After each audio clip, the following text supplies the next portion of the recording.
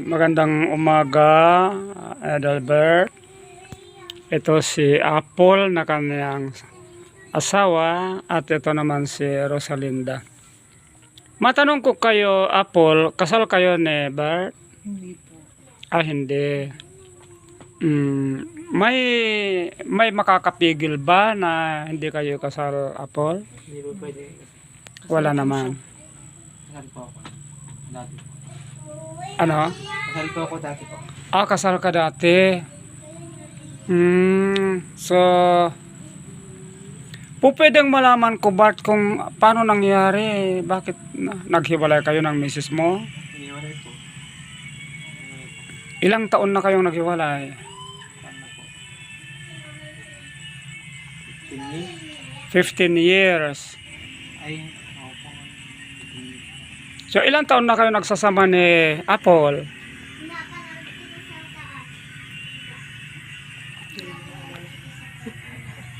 9 years?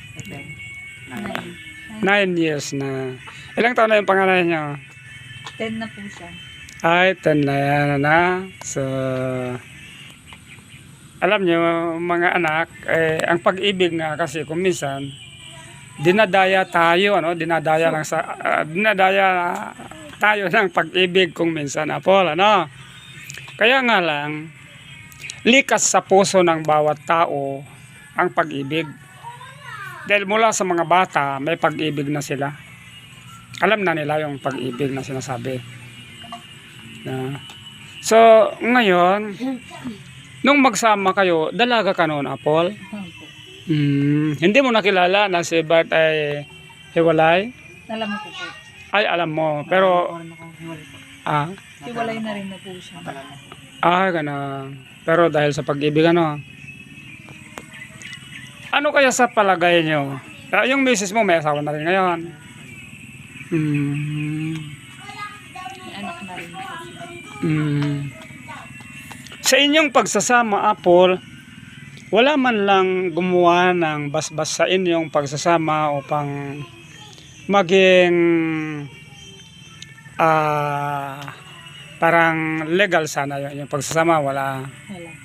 Pero Meron po. nag-usap naman po sila nung dati niyang asawa na magpipirmahan po sila. Hindi naman po sila nakikita na. Kaya hindi po natutuloy yung pirmahan.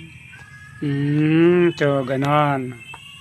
Ang ibig ko sabihin kasi mga ganito, ang pagsasama ninyo, bagaman hiwalay ka sa yung unang asawa at nag-asawa na rin siya, tanggalin ko yung sombrero ko para makilala niyo mabuti ako.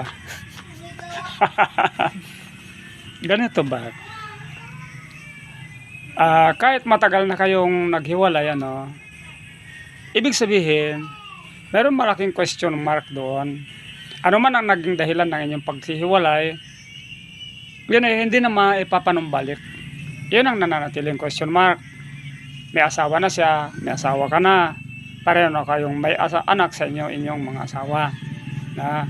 Ang ibig kong sabihin ba, dahil kayo ngayon ay nagsama ni Apple dahil sa pag-ibig, ang ibig kong sabihin ngayon, samantalang kayo ng una mong asawa, wala kayong legal na separation na nangyari, and then, nagsama kayo ni Apple, may panibagong pagkakamali ito. Ngunit, ang mga bagay na ito ang mga gusto ng Panginoon na maging maayos sana, aayusin, para maging masaya ang inyong pagsasama at lalo kayong bibiyayaan ng ating Panginoon. Kasi hanggat may illegal na nangyayari, Bart, Apple, ibig sabihin may balakid na humahad lang sa mga bagay na dapat na tanggapin ng bawat isa mula sa ating Panginoong Diyos. Ngayon, ang inyong pag-iibigan ngayon na mag-asawa, hindi na kayo hahadlangan ng Panginoon kasi may mga anak na kayo, 2 ng anak na hindi na kayo hahadlangan kasi nandiyan na. Gusto ng Panginoon na maging maayos sana ito. Upang kung maayos ang inyong pagsasama, legal na kayo sa batas at legal na sa Panginoon, wala kayong iisipin na anumang parang hindi okay sa inyong pagsasama sa mata ng tao at sa mata ng Diyos, okay na ang inyong pagsasama. At dito, lalo naman yung madarama ang pag-ibig ng Panginoon sa inyo. Now, matanong kita ba, wag lang sasama yung loob mo kasi ako naman bilang pwede niyo akong tawagin uncle or lolo. Ang trabaho ko kasi mga anak ganito, lalo na sa inyo, kapares ninyo ng mga kabataan pa, no? So, marami pa kayong hindi masyadong nauunawaan tungkol sa pamilya, relasyon ng mag-asawa, lalong-lalo na sa relasyon natin sa ating Panginoong Diyos.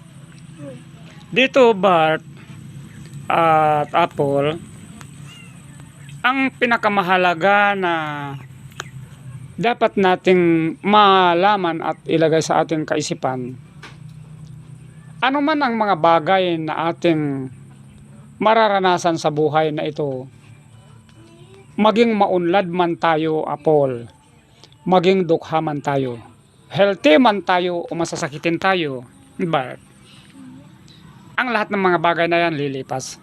Hindi natin alam kung gaano katagal. Ngunit may panukala ang ating Panginoong Diyos, but dahil sa kanyang pag-ibig sa atin, upang tayo ay kanyang ingatan at upang tayo ay kanyang biyayaan ng mga bagay na hindi natin napag-iisipan pa. So, ito yung gusto kong ipabatid sa inyo, ipaalam sa inyo, yung bibigyan nyo ako ng pagkakataon na dumadalaw-dalaw sa inyo upang mapalawak ko ang inyong kaalaman, kahit na sa pagpapaunlad ng inyong negosyo, sa inyong pagpapaunlad ng inyong kabuhayan, makakatulong ako dyan, makakapagbigay ako sa inyo ng karagdagan ng inyong kaalaman. Dahil marami na ang mga kabataang tulad nyo na pinayuhan ko na naging successful ang kanilang pamumuhay. Dahil dito ba, ang pagpasok sa pamilya o kaya lalo na sa iyo bilang ama, kinakailangang mayroon kang sapat na karunungan at matigas na determinasyon na pag-aasikaso sa iyong pamilya. Na, kumbaga, bilang ikaw ang ama, iniingatan mo ang lahat ng mga bagay sa iyong pamilya, lalong-lalo na sa inyong relasyong mag-asawa at sa inyong mga anak.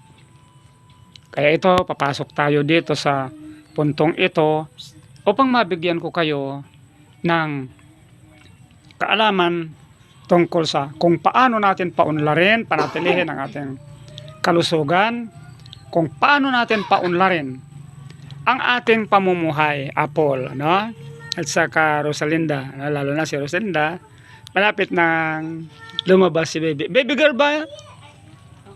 Wow. Paano mo na siguro, anak? Sa ultrasound po. Na-ultrasound ka na? Baby. Hindi naman kambal? Hindi naman. Hindi naman kambal, Okay, pagpalain kayo ng Panginoon, mga anak.